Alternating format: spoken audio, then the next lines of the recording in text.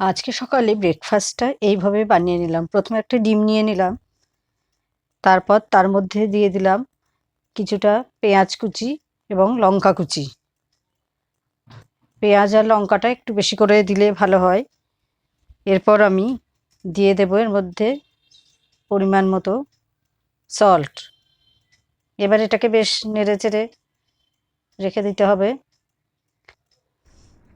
বেশ ভালো করে মিক্সড করে এবার আমি বসিয়ে দিয়েছি তাওয়া। এর মধ্যে দিলাম সাদা তেল। সাদা তেলটা গরম হয়ে গেলে তার মধ্যে দিয়ে দেবো ডিমের মিশ্রণটা। এবার এটাকে ভালো করে চারিদিকে স্প্রেড করে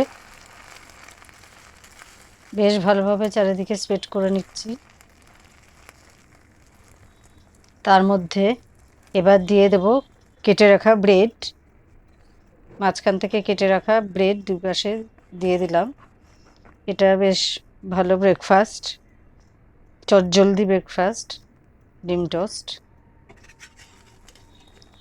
তো এটা রেডি হয়ে গেছে। এবার এটাকে উল্টে দেব। উল্টে দিয়েছি। এবার যেহেতু দুটো একসাথে আছে আমি মাঝখান থেকে কেটে নিচ্ছি। কেটে নেওয়া হয়ে গেছে। এবার এটা পুরোপুরি রেডি ডিম টোস্ট।